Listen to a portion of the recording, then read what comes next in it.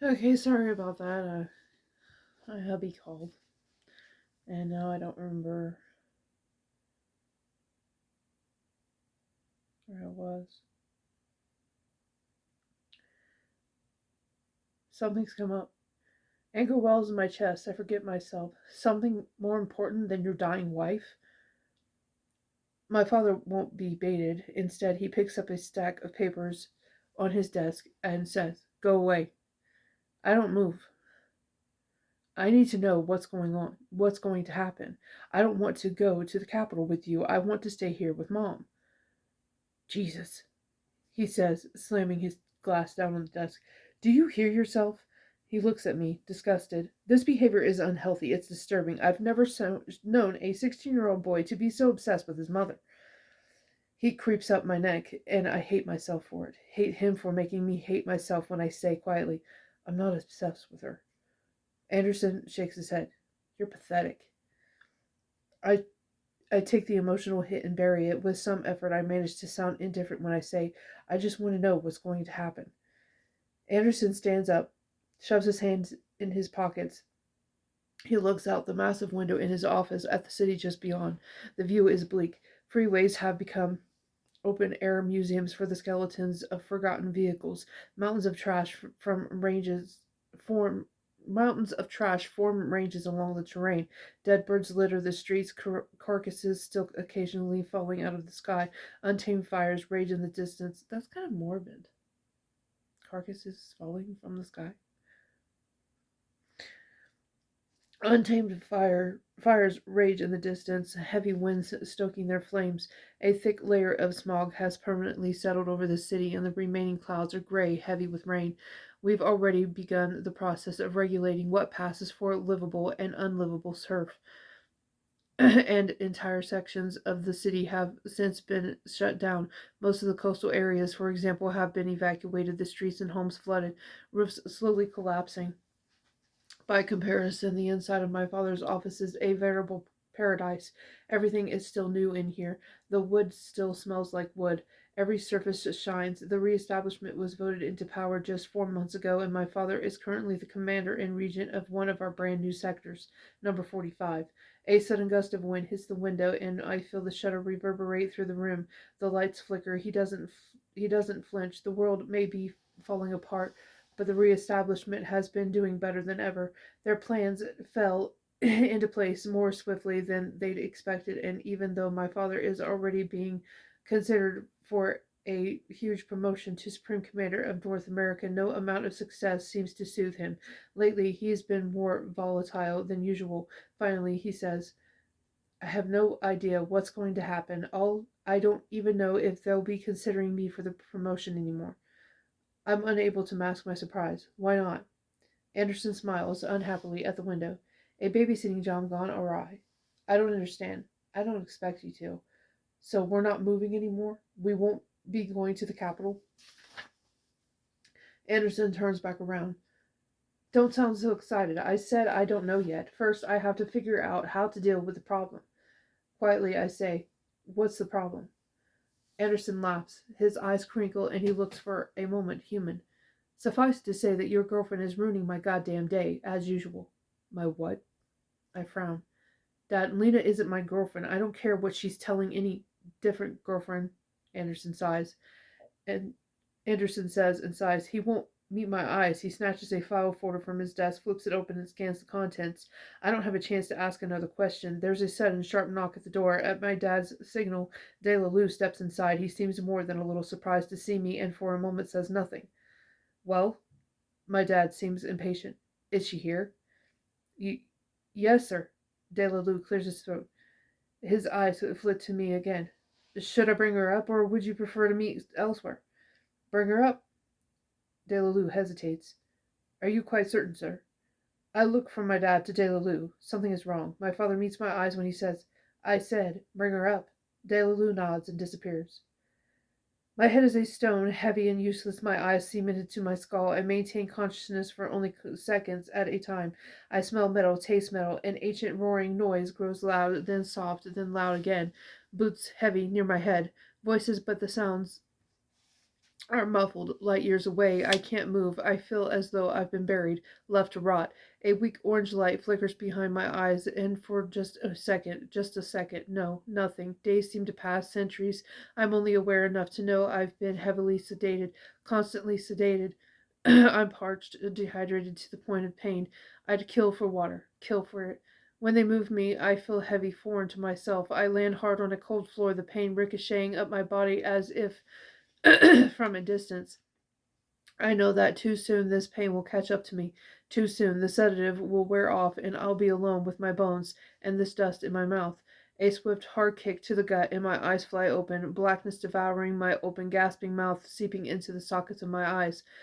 I feel blind and suffocated at once, and when the shock finally subsides, my limbs give out, limp. The spark dies.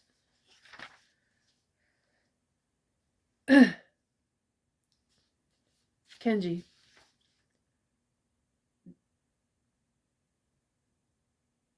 do you want me to tell? Do you want to tell me what the hell is going on? I stopped. I stopped, frozen in place at the sound of Navzira's voice. I was heading back to my room to close my eyes for a minute, to try to do something about the massive headache ringing through my skull. We finally took a break. A A brief recess after hours of exhausting, stressful conversations about next steps and blueprints and something about stealing a plane. Okay. It's too much. Even Nazira, with all her intel, couldn't give me any real assurance that Juliet, sorry, Ella, and Warner were still alive, and just the chance that someone out there might be torturing them to death is like more than my mind can handle right now. Today has been a shitstorm of shit, a tornado of shit. I can't take it anymore. I don't know whether to sit down and cry or to set something on fire. Castle said he'd brave his way down to the kitchens to see about scrounging up some food for us, and that was the best news I'd heard all day. He also said he'd do his best to placate the soldiers for just a little longer, just long enough for us to figure out exactly what we're going to do next, but I'm not sure how much he can do. It was it was bad enough when Jake got shot. The hours she spent in the medical wing were stressful for the rest of us too. I really thought the soldiers would revolt right then. They kept stopping me in the halls, yelling about how they thought she was supposed to be to be invincible, that this wasn't the plan, that they didn't decide to risk their lives for a regular teenage girl who couldn't take a bullet, and goddammit, she was supposed to be some supernatural phenomenon, something more than human. It took forever to calm them down, but now I can only imagine how they'll react when they hear what happened at the symposium. It'll be mutiny, most likely. I sigh hard. So you're just going to ignore me? Zira is standing inches away from me. I can feel her hovering, waiting. I still haven't said anything, still haven't turned around. It's not that I don't want to talk. I think I might sort of want to talk. Maybe some other day, but right now I'm out of gas. I'm out of James's jokes. I'm fresh out of fake smiles. Right now I'm nothing but pain and exhaustion and raw emotion, and I don't have the bandwidth for another serious conversation. I really don't want to do this right now. Excuse me. My voice is killing me. I nearly made my escape too. I'm right here, right in front of my door, but my hand is on the handle. I could just walk away, I think. I could be that guy, a Warner kind of guy, a jackass kind of guy. Just walk away without a word. Too tired, no thank you, don't want to talk. Leave me alone. Instead, I slump forward, rest my hands and forehead against the closed bedroom door. I'm tired, Nazira. I can't believe you're upset with me. My eyes close, my nose bumps against the wood. I'm not upset with you, I'm half asleep. You were mad. You were mad at me for having the same ability as you, weren't you? I groan. Weren't you? She says again, this time angrily. I say nothing. Unbelievable. This is the most petty, ridiculous, immature. Yeah, well, do you know how hard it was for me to tell you that? Do you have any idea? I hear her sharp, angry huff. Will you at least look at me when I'm talking to you? Can't. What? She sounds startled. What do you mean you can't? Can't look at you. She hesitates. Why not? Too pretty. Oh. She laughs, but angrily, like she might punch me in the face. Kenji, I'm trying to be serious with you. This is important to me. This is the first time in my whole life I've ever shown other people what I can do.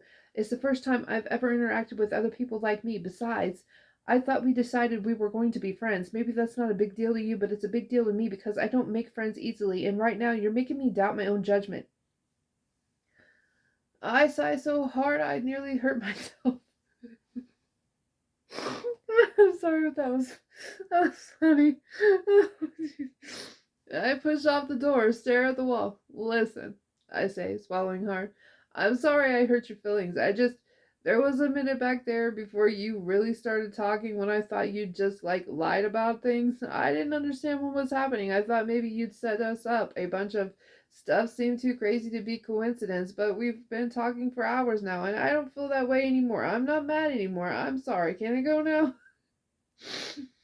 Of course. She trails off like she's confused, and then she touches my arm. No, she doesn't touch my arm. She takes my arm. She wraps her hand around my bare forearm and tugs gently. The contact is hot and immediate. Her skin is soft. My brain feels dim, dizzy. Stop, I say. She drops her hand. Why won't you look at me? I already told you why I won't look at you, and you laughed at me. She's quiet for so long, I wonder if she's walked away. Finally, she says, I thought you were joking. Well, I wasn't. More silence. Then, do you always say exactly what you're thinking? Most of the time, yeah. Gently, bang, gently, I bang my head against the door. I don't understand why this girl won't let me wallow in peace. Oh, jeez. Oh, man. What are you thinking right now? Jesus Christ. I look up at the ceiling, hoping for a wormhole or a bolt of lightning or maybe even alien abduction. Anything to get me out of here. This moment, this relentless, exhausting conversation. In the absence of miracles, my frustration spikes. I'm thinking I want to go to sleep, I say angrily. I'm thinking I want to be left alone. I'm thinking I've already told you this 1,000 times and you won't let me go, even though I apologize for hurting your feelings. So I guess what I'm really thinking is I don't understand what you're doing here. Why do you care so much about what I think? What? She says, startled. I don't. Finally, I turn around. I feel a little unhinged, like my brain is flooded. There's too much happening, too much to feel: grief, fear, exhaustion, desire. Nazira takes a step back when she sees my face. She's perfect. Perfect everything. Long legs, curves, and her face is insane. Faces shouldn't look like that. Bright, honey-colored eyes and skin like dusk. Her hair is so brown it's nearly black. Thick, heavy, straight. She reminds me of something, of a feeling I don't even know how to describe. And there's something about her that makes me stupid, drunk, like I could just stare at her and be happy, float forever in this feeling. And then I realize when they start that I'm staring at her mouth again. I never mean to. It just happens.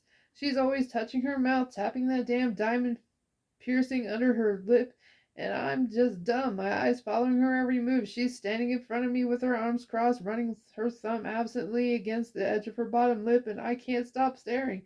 She startles suddenly when she realizes I'm looking. Oh, excuse me. Drops her hands to her sides and blinks at me. I have no idea what she's thinking. I asked you a question, I say, but this time my voice comes out a little rough, a little too intense. I knew I should have kept my eyes on the wall. So cute. I love Kenji. Still, she only stares at me. All right, forget it. You keep begging me to talk, but the minute I ask you a question, you say nothing. That's just great. I turn away again, reach for the door handle, and then, still facing the door, I say, I'm aware that I haven't done a good job being smooth about this, and maybe I'll never be that good of a guy, that kind of guy. But I don't think you should treat me like this, like I'm some idiot nothing, just because I don't know how to be a douchebag. What? Kenji, I don't... Stop, I say, jerking away from her. She keeps touching my arm, touching me like she doesn't even know she's doing it. It's driving me crazy. Don't do that. Don't do what? Finally, angrily, I spin around. I'm breathing hard, my chest rising and falling too fast. Stop messing with me, I say. You don't know me. You don't know anything about me. You say you want to be my friend, but you talk to me like I'm an idiot. You touch me constantly like I'm a child, like you're trying to comfort me, like you have no idea that I'm a grown ass man who might feel something when you put your hands on me like that. She tries to speak and I cut her off. I don't care what you think you know about me or how stupid you think I am, but right now I'm exhausted, okay? I'm done. So if you want nice Kenji, maybe you should come back in the morning because right now all I've got is jack shit in the way of pleasantries. Zira looks frozen, stunned. She stares at me, her lips slightly parted, and I'm thinking, this is it. This is how I die. She's going to pull out a knife and cut me open, rearrange my organs, put on a puppet show with my intestines. Oh my god. He's so morbid. I love it. What a way to go. But when she finally speaks, she doesn't sound angry. She sounds a little out of breath, nervous. I don't think you're a child. I have no idea what to say to that. She takes a step forward, presses her hands flat against my torso, and I turn into a statue. Her hands seem sear into my body, heat pressing between us, even through my shirt. I feel like I might be dreaming. She runs her hands up my chest, and that simple motion feels so good I'm suddenly terrified. I feel magnetized to her, frozen in place, afraid to wake up. What are you doing? I whisper. She's still staring at my chest when she says again, I don't think you're a child. Nazira. She lifts her head to meet my eyes, and a flash of feeling, hot and painful, shoots down my spine. And I don't think you're stupid, she says. Wrong. I'm definitely stupid, so stupid. I can't even think right now. Okay, I say stupidly. I don't know what to do with my hands. I mean, I know what to do with my hands. I'm just worried that if I touch her, she might laugh and then probably kill me. She smiles, then smiles so big I feel my heart explode, make a mess inside my chest. So you're not going to make a move? She says, still smiling. I thought you liked me. I thought that's what this whole thing was all about. Like you? I blink at her. I don't even know you. Oh, she says, and her smile disappears. She begins to pull away, and she can't meet my eyes, and then I don't know what comes over me. I grab her hand, open my bedroom door, and lock us both inside. Oh. She kisses me first. I have an out of body moment, like I can't believe this is actually happening to me. I can't understand what I did to make this possible because according to my calculations, I messed this up on 100 different levels, and in fact, I was pretty sure she was pissed at me until like 5 minutes ago, and then I tell myself to shut up. Her kiss is so soft, her hands tentative against my chest, but I wrap my arms around her waist and kiss her, really kiss her, and then somehow we're against the wall, and her hands are around my neck, and she parts her lips for me, sighs in my mouth, and that small sound of pleasure drives me crazy, floods my body with heat and desire so intense I can hardly stand. We break apart, breathing hard, and I stare at her like an idiot, my brain's still too numb to figure out exactly how I got here. Then again, who cares how I got here? I kiss her again, and it nearly kills me. She feels so good, so soft, perfect. She's perfect, fits perfectly in my arms like we were made for this, like we've done this 1,000 times before, and she smells like shampoo, like something sweet. Perfume, maybe, I don't know. Whatever it is, it's in my head now, killing brain cells. Oh, he's so adorable. When we break apart, she looks different. Her eyes darker, deeper. She turns away, and when she turns back again, she's smiling at me, and for a second, I think we might both be thinking the same thing. But I'm wrong, of course, so wrong because I was thinking about how I'm like the luckiest guy on the planet, and she puts her hand on my chest and says softly, "You're not really my type." What? What a bitch.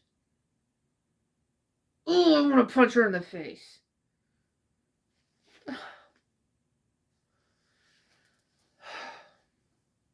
That knocks the wind out of me. I drop my arms from around her waist and take a sudden, uncertain step backward. She cringes, covers her face with both hands. I don't mean you're not my type. She shakes her head hard.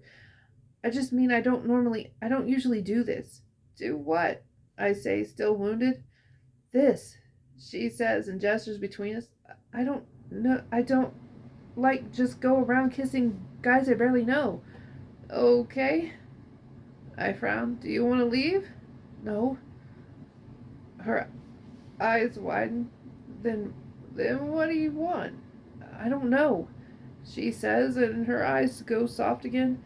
I kind of just want to look at you for a minute. I meant what I said about your face.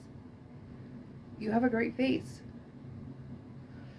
I go I go suddenly weak in the knees. I literally have to sit down. I walk over to my bed and collapse backward, my head hitting the pillow. It feels too good to be horizontal. If there weren't a gorgeous woman in my room right now, I'd be asleep already.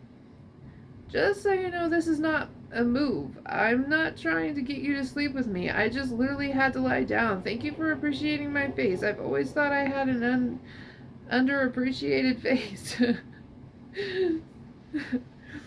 She laughs hard and sits next to me, teetering on the edge of the bed near my arm. You're really not what I was expecting. I peer at her. What were you expecting? I don't know. I guess I wasn't expecting to like you so much. My chest goes tight, too tight. I force myself to sit up to meet her eyes. Come here. You're too far away. She kicks off her boots and shifts closer, folding her legs up underneath her. She she doesn't say a word, just stares at me, and then carefully she touches my face, the line of my jaw, my eyes closed, my mind swimming with nonsense. I lean back, rest my head against the wall behind us. I know it doesn't say much for my self-confidence that I'm so surprised this is happening, but I can't help it. I never thought I'd get this lucky. Kenji, she says softly. I open my eyes. I can't be your girlfriend. I blink. I sit up a little. Oh, I say. It hadn't occurred to me until exactly this moment that I might even want something like that, but now that I'm thinking about it, I know that I do. A girlfriend is exactly what I want. I want a relationship. I want something real. It would never work, you know. She tilts her head, looks at me like it's obvious, like I know as well as she does why things would never work out between us. We're not. She motions between our bodies to indicate something that I don't understand. We're so different, right? Plus, I don't even live here. Right, I say, but my mouth feels suddenly numb. My whole face feels numb. You don't even live here. And then, just as I'm trying to figure out how to pick up the pieces of my obliterated hopes and dreams, she climbs into my lap. 0 to 60, my body malfunctions, overheats. She presses her face into my cheek and kisses me softly just underneath my jaw, and I feel myself melt into the wall, into the air. I don't understand what's happening anymore. She likes me, but she doesn't want to be with me. She's not going to be with me, but she's going to sit on my lap and kiss me into oblivion. Sure, okay. I let her touch me the way she wants to. Let her put her hands on my body and kiss me whatever, wherever, however she wants. She touches me in a proprietary way, like I already belong to her. I don't mind. I kind of love it, and I let her take the lead for as long as I can bear it. She's pulling my shirt, running her hands across my bare skin, and telling me how much she likes my body, and I really feel like I can't breathe. I feel too hot, delirious but sharp, aware of this moment in almost aware of this moment in almost primal way. Words.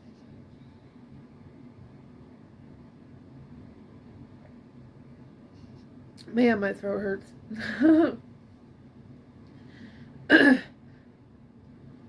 She helps me pull off my shirt, and then she just looks at me, first at my face and then at my chest, and she runs her hands across my shoulders, down my arms.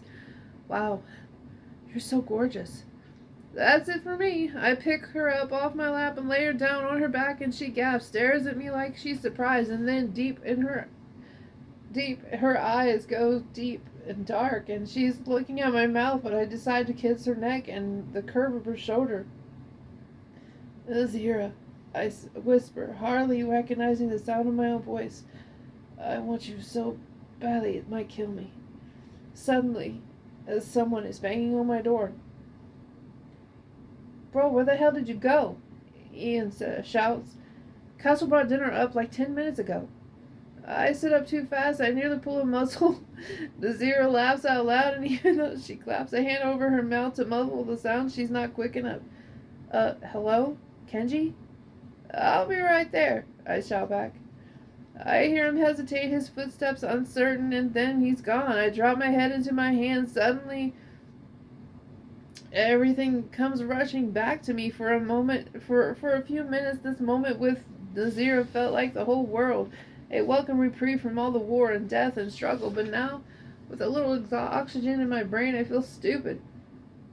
I don't know what I was thinking. Juliet might be dead.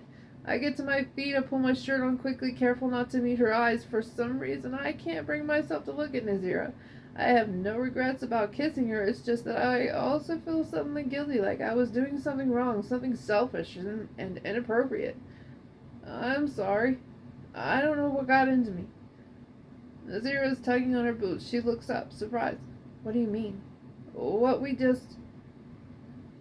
I don't know. I forgot for a moment everything we have to do. The fact that Juliet might be out there somewhere being tortured to death. Warner might be dead. We'll have to pack up and run. Leave this place behind. God, there's so much happening and my head is in the wrong place. I'm sorry. Nazira is standing up now. She looks upset. Why do you keep apologizing to me? Stop apologizing to me. You're right. I'm sorry. I wince. I mean, you know what I mean. Anyway, we should go. Kenji. Listen, you said you didn't want a relationship, right? You didn't want to be my girlfriend. You don't think that this could ever work? Well, then, this is what not being my girlfriend looks like. Okay. There are only a few people in my life who actually care about me, and right now my best friend is probably being murdered by a bunch of psychopaths, and I should be out there doing something. I didn't realize you and Warner were so close. What? No, I'm talking about Juliet. Ella, whatever. Nazira's eyebrows go high. Anyway, I'm sorry. We should probably just keep this professional, right? You're not looking for anything serious, and I don't know how to have casual relationships anyway. I always end up caring too much. To be honest, this probably wasn't a good idea. Oh, right? I look at her, hoping suddenly that there was something I missed, something more than the cool distance in her eyes. Didn't you just tell me that we're too different? That you don't even live here? She turns away. Yes. And you have changed your mind in the last 30 seconds about being my girlfriend? She's still staring at the wall when she says, no. Pain shoots up my spine, gathers in my chest. Okay then, I say and nod. Thanks for your honesty, I have to go. She cuts past me, walks out the door. I'm coming too. Juliet. I've been sitting in the back of the police car for over an hour. I haven't been able to cry, not yet, and I don't know what I'm waiting for, but I know what I did, and I'm pretty sure I know what happens next. I killed a little boy. I don't know how I did it. I don't know why it happened. I just know that it was me. My hands, me. I did that. Me. I wonder if my parents will show up. Instead, 3 men in military uniforms march up to my window. One of them flings open the door and aims a machine gun at my chest. Get out, he barks. Out. Out with your hands up. My heart is racing, terror propelling me out of the car so fast I stumble, slamming my knee into the ground. I don't need to check to know that I'm bleeding.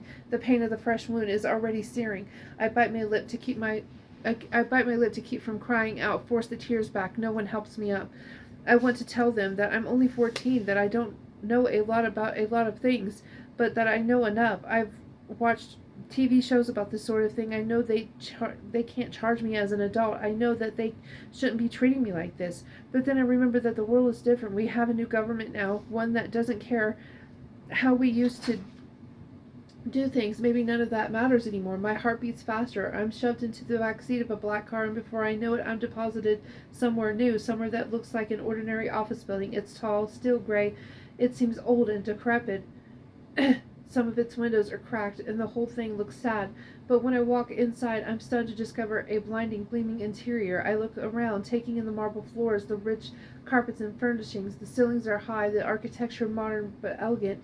It's all glass and marble and stainless steel. I've never been anywhere so beautiful. And I haven't even had a moment to take in take it all in before I'm greeted by a stand older man with even thinner brown hair. The soldiers flanking me step back as he steps forward. Miss Ferrars, he says. Yes? You are to come with me. I hesitate. Who are you? He studies me a moment and then seems to make a decision. You may call me De La Lue. Okay, I say, the word disappearing in a whisper. I follow De La Lue into a glass elevator and watch him use a key card to authorize the lift. Once we're in motion, I find the courage to speak. Where am I? I ask. What's happening? His answer comes automatically. You are in Sector 45 headquarters. You're here to have a meeting with the Chief Commander and Regent of Sector 45. He doesn't look at me when he speaks, but there's nothing in his tone that feels threatening, so I ask another question. Why? The elevator doors ping as they open. De La Lue finally turns to look at me. You'll find out in a moment. I follow De La Lue down a hall and wait quietly outside a door while he knocks. He peeks his head inside when the door opens, announces his presence, and then motions for me to follow him in. When I do, I'm surprised. There's a beautiful man in a military uniform. I'm assuming he's the commander, standing in front of a large wooden desk, his arms crossed against his chest. He's staring me straight in the eye, and I'm suddenly so overwhelmed I feel myself blush. I've never seen anyone so handsome before. I look down, embarrassed, and study the laces of my tennis shoes. I'm grateful for my long hair. It serves as a dark, heavy curtain shielding my face from view. Look at me. The command is sharp and clear. I look up nervously to meet his eyes. He has thick, dark brown hair, eyes like a storm. He looks at me for so long I feel goosebumps rise along my skin. He won't look away, and I feel more terrified by the moment. This man's eyes are full of anger, darkness. There's something genuinely frightening about him, and my heart begins to hammer. You're growing up quickly, he says. I stare at him, confused, but he's still studying my face. 14 years old, he says quietly. Such a complicated age for a young girl. Finally, he sighs, looks away. It always breaks my heart to break beautiful things. I don't understand, I say, feeling suddenly ill. He looks up again. You're aware of what you did today? I freeze, words pile up in my throat, die in my mouth. Yes or no, he demands. Yes, I say quickly. Yes. And do you know why you did it? Do you know how you did it? I shake my head, my eyes filling fast with tears. It was an accident, I whisper. I didn't know that this... Does anyone else know about your sickness? No. I stare at him, my eyes wide, even as tears blur my vision. I mean, not really, just my parents, but no one really understands what's wrong with me. What's wrong with me? I don't even understand. I mean, you didn't plan this. It wasn't your intention to murder the little boy. No! I cry out and then clap both hands over my mouth. No, I say quietly now. I was trying to help. He'd fallen to the floor and I didn't know. I swear I didn't know. Liar. I'm still shaking my head, wiping away tears with shaking hands. It was an accident. I swear I didn't mean to. Didn't... Sir, it's De La Lue, his voice. I didn't realize he was still in the room. I sniff hard, wiping quickly at my face, but my hands are still shaking. I try again to swallow back the tears, to pull myself together. Sir, De La Lue says more firmly, perhaps we should conduct this interview elsewhere. I don't see why that's necessary. I don't mean to seem impertinent, sir, but I really feel that you might be better served conducting this interview privately. I dare to turn, to look up at him, and that's when I notice the third person in the room, a boy. My breath catches in my throat with an almost audible gasp. A single tear escapes down my cheek, and I brush it away even as I stare at him. I can't help it. I can't look away. He has the kind of face I've never seen in real life. He's more handsome than the commander, more beautiful. Still, there's something unnerving about him, something cold and alien about his face that makes him difficult to look at. He's almost too perfect. He has a sharp jawline and sharp cheekbones and a sharp, straight nose. Everything about him reminds me of a blade. His face is pale. His eyes are a stunning clear green, and he has rich golden hair, and he's staring at me, his eyes wide with an emotion I can't decipher. A throat clears. The spell is broken. Heat floods my face, and I avert my eyes, mortified I didn't look away sooner. I hear the commander mutter angrily under his breath. Unbelievable, he says. Always the same. I look up. Aaron, he says sharply. Get out. The boy, his name must be Aaron, startles. He stares at the commander for a second and then glances at the door, but he doesn't move. De La Lue, Delalu, please escort my son from the room, as he seems presently unable to remember how to move his legs. His son? Wow, that explains the face. Yes, sir, of course, sir. Aaron's expression is impossible to read. I catch him looking at me just once more, and when he finds me staring, he frowns. It's not an unkind look. Still, I turn away. He and Delalu move past me as they exit, and I pretend not to notice when I hear him whisper, "Who is she?" as they walk away. Ella? Ella? Are you alright? Oh, it's a woman, sorry. Ella? Are you alright? I blink, slowly clearing the webbing of blackness obscuring my vision. Stars explode and fade behind my eyes, and I try to stand, the carpet pressing popcorn impressions into my palms, metal digging into my flesh. I'm wearing manacles, glowing cuffs that emit a soft blue light that leaches the life from my skin. Makes my own hands seem sinister.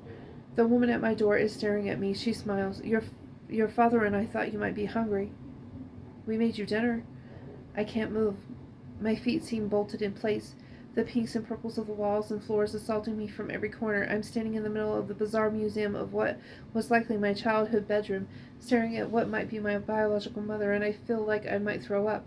The lights are suddenly too bright, the voice is too loud. Someone walks toward me, and the movement feels exaggerated, the footsteps thudding hard and fast in my ears. My vision goes in and out, and the walls seem to shake.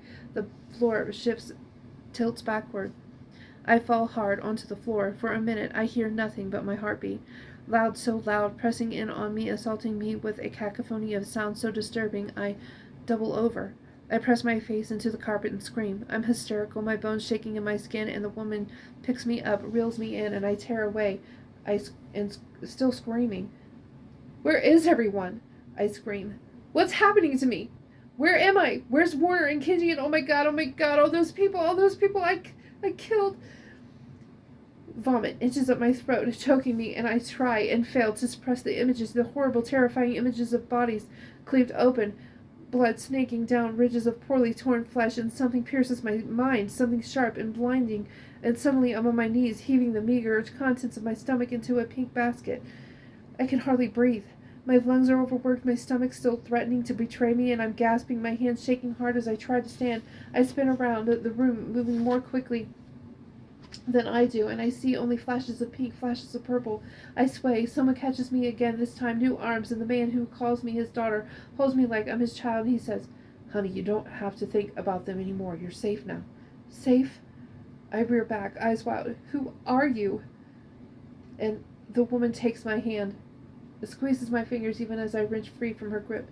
"I'm your mother," she says. "And I've decided it's time for you to come home." What? I grab two fistfuls of her shirt. "Have you done with my friends?"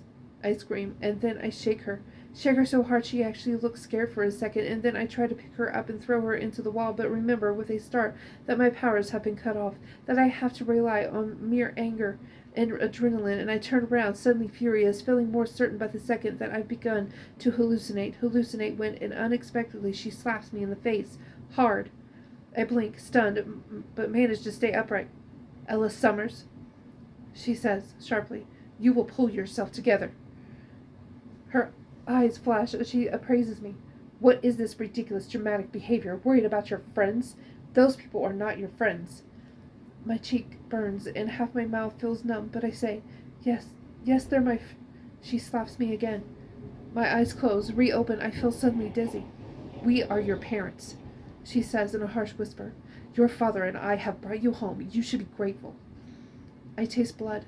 I reach up, touch my lip. My fingers come away, red. Where's Emmeline? Blood is pooling in my mouth, and I spit it out onto the floor. "Have you kidnapped her too? Does she know what you've done? That you've donated us to the re-establishment, sold our bodies to the world?" A third swift slap. I feel it ring in my skull. "How dare you?" My mother's face flushes crimson. "How dare you? You have no idea what we've built all these years, the sacrifices we made for our future." "Now, Evie," my dad says, and places a calming hand on her shoulder. "Everything is going to be okay. Ella just needs a little time to settle in, that's all."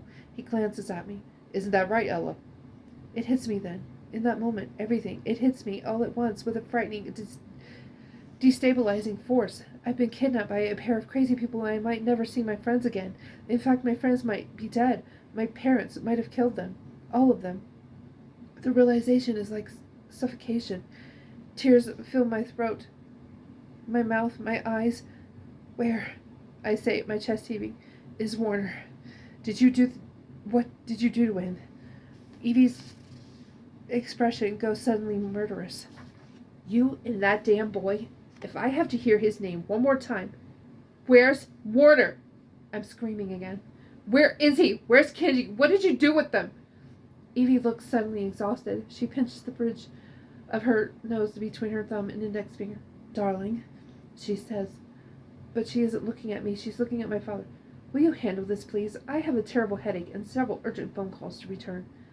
Of course, my love. And he pulls a syringe from his pocket and stabs it swiftly into my neck. Holy shit balls.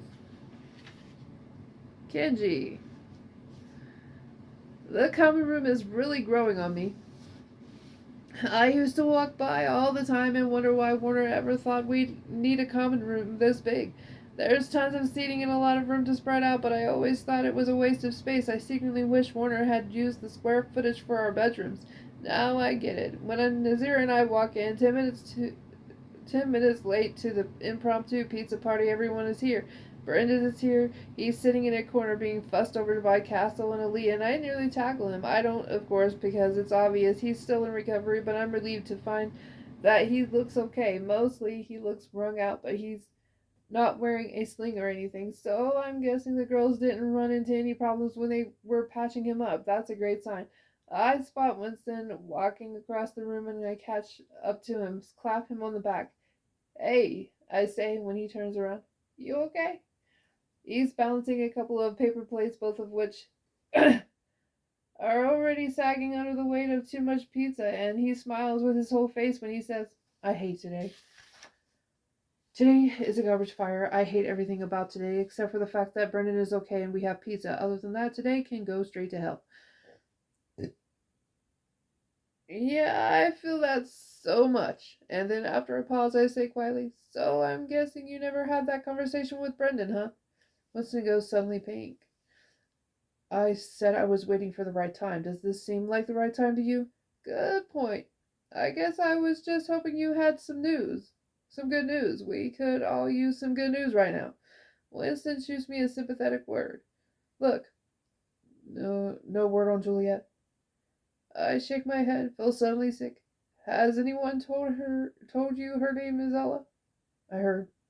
Winston says, raising his eyebrows. That whole story is batshit. Yeah, today is the worst. Fuck today. Don't forget about tomorrow. Tomorrow's going to suck too. What? Why? The paper plates in Winston's hands are going translucent from pizza grease. What's happening tomorrow? Last I heard, we were jumping ship, running for our lives. I'm assuming it's going to suck. Shit. Winston nearly drops his plates. Seriously, Vernon needs more time to rest. Then after a beat, where are we going to go? The other side of the continent? Wrong voice. The other side of the continent, apparently, Ian says as he walks over. He hands me a plate of pizza. I murmur a quick thanks and stare at the pizzas, wondering whether I'd be able to shove the whole thing into my mouth at once. Probably not. Do you know something we don't? Winston says to Ian, his glasses slipping down the bridge of his nose. Winston tries unsuccessfully to shove them back up with his forearm, and Ian steps up to do it for him. I know a lot of things you don't know, Ian says. The first of which is that Kenji was definitely hooking up with Nazira like 5 seconds ago. My mouth nearly falls open before I remember there's food in it. I swallow too quickly and choke. I'm still coughing as I look around, panicking that Nazira might be within earshot. Only when I spot her across the room speaking with Sonia and Sarah do I finally relax. I glare at Ian. What the hell is wrong with you? Winston, at least, has the decency to whisper yet when he says, You were hooking up with Nazira? We were only going a few hours. I did not hook up with Nazira. I lie. Ian takes a bite of pizza. Whatever, bro, no judgment. The world's on fire. Have some fun. We didn't. I sigh. Look away. It wasn't like that. It's not even anything. We were just like. I make some random gesture with my hand that means exactly nothing. Ian raises his eyebrows. Okay, Winston says, shooting me a look. We'll talk about the Nazira thing later. He turns to Ian. What's happening tomorrow? We bail, Ian says. Be ready to go at dawn. Right, I heard about that part, Winston says. But where are we going? Ian shrugs. Castle has the news. That's all I heard. He was waiting for Kenji and Nazira to put their clothes back on before he told everyone the details. I tilt my head at Ian, threatening him with a single look. Nothing is going on with me and Nazira. Drop it. All right, he says, picking at his pizza. Makes sense. I mean, she's not even that pretty. My plate falls out of my hand. Pizza hits the floor. I feel a sudden unwelcome need to punch Ian in the face. Are you out of your mind? Not even. She's like the most beautiful woman I've ever seen in my life, and you're out here saying she's not even that pretty? Have you see what I'm saying? Ian cuts me off. He's looking at Winston. Wow. Winston says, staring solemnly at the pizza on the ground. Yeah, Kenji is definitely full of shit. I drag my hand across my face. I hate you guys. Anyway, Ian says, I heard Castle's news has something to do with Nora, whatever. My head snaps back. Nora?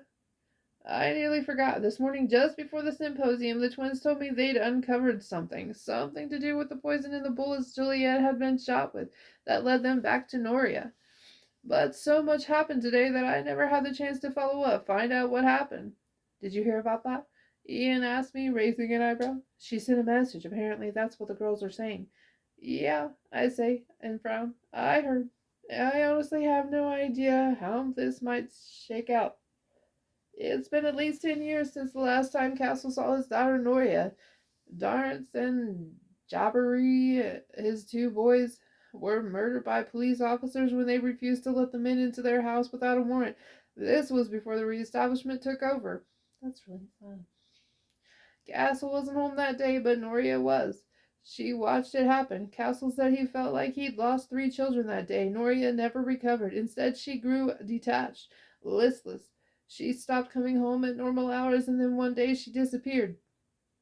The reestablishment was always picking kids up off the street and shipping them wherever they felt there was a need to fill. Noria was collected against her will, picked up, and packaged for another sector.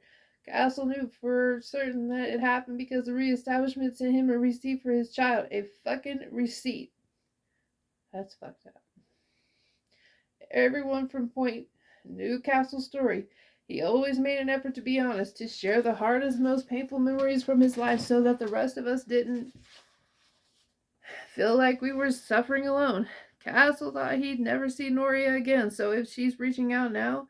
Just then, Castle catches my eye. He glances at me, then at Nazira. A hint of a smile touches his lips, and then it's gone, his spine straight as he addresses the room. He looks good, I realize. He looks bright, alive, like I haven't seen him in years. His locks are pulled back, tied neatly at the base of his neck. His faded blue blazer still fits him perfectly, even after all these years. I have news, he says. I'm pretty sure I know what's coming next. Noria lives in Sector 241, thousands of miles away, and cross-sector communication is nearly unheard of. Only rebel groups are brave enough to risk sending coded messages across the continent. Ian and Winston know this. I know this. Everyone knows this, which means Castle is probably here to tell us that Noria has gone rogue. Ha! Like father, like daughter.